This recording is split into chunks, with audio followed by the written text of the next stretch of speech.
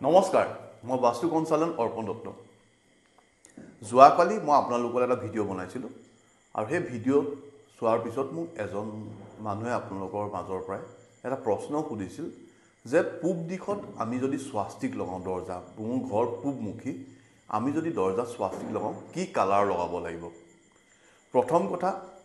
দৰ্জাত আমি মুখ্য দৰ্জাত প্ৰথম আমি ভগৱানৰ ফটো লগাব নালাগে কিয় নালাগে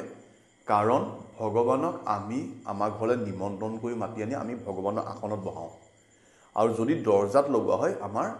ভগৱান সিকিউৰিটি গাৰ্ডৰ নিচিনা হৈ যায় ভগৱান আমাৰ ঘৰৰ সিকিউৰিটি গাৰ্ড নহয় ভগৱানে আমাক আশীৰ্বাদত আমি জীয়াই আছোঁ ভগৱানৰ স্থান হ'ল আমাৰ গোসাঁই ঘৰ পূজা ঘৰ আমি য'ত ৰাখোঁ তাত আৰু ভগৱানক আমি বেডৰুমত ৰাখিব নালাগে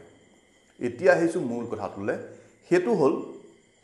প্ৰশ্নটো আছিল যে স্বাস্তিক আমি কি ৰঙৰ লগাম আমি পূব দিশত প্ৰথম কথা স্বাস্তিক আমি যেনেকুৱাই হওক আমি ৰঙা স্বাস্তিক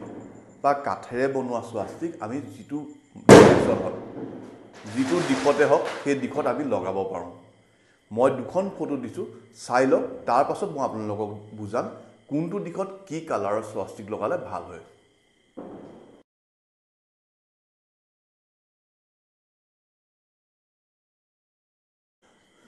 দুখন ফটোত আপোনালোকে চাগে গম পালে স্বাস্তিক ঘৰৰ কেনেকৈ লগাব লাগে মই যিখন ফটো দিছিলোঁ তাত দৰ্জাখনৰ দুফালে স্বাস্তিক লাগি আছে যদি দৰ্জাখনৰ দুফালে লগাব পাৰে সেইটো খুবেই ভাল হয় আৰু নহ'লেও ওপৰত এটা লগালেও হ'ব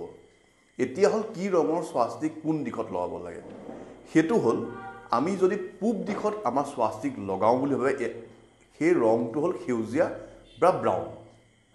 দক্ষিণত যদি আমি স্বাস্তিক লগাওঁ সেই স্বাস্তিকৰ ৰংটো আমি সদায় ৰঙা লগাব লাগে পশ্চিমত যদি আমি স্বাস্তিক লগাওঁ তাত আমি হালধীয়া লগাব পাৰোঁ গ্ৰে কালাৰ লগাব পাৰোঁ বা বগা কালাৰ লগাব পাৰোঁ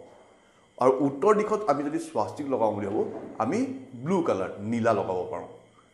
আৰু তাৰ উপৰিও স্বাস্তিক আমি যদি কাঠৰে হওক তামৰে হওক বা ৰঙাই হওক আমি সকলো দিশত লগাব পাৰোঁ আপোনালোকে যদি লগাম বুলি ভাবি আছে কালাৰ ৱাইজো লগাব পাৰে আৰু নহ'লে আপোনালোকে স্বাস্তিক যেনেকুৱা হওক তামৰে হওক কাঠৰে হওক বনাই লগাব পাৰে খালি মন কৰিব মই যিখন ফটো দিছিলোঁ স্বাস্তিকৰ মাজত 4টা ডট আছে 4টা ডট থাকিলেহে স্বাস্তিকখনৰ পাৱাৰটো আহে ধন্যবাদ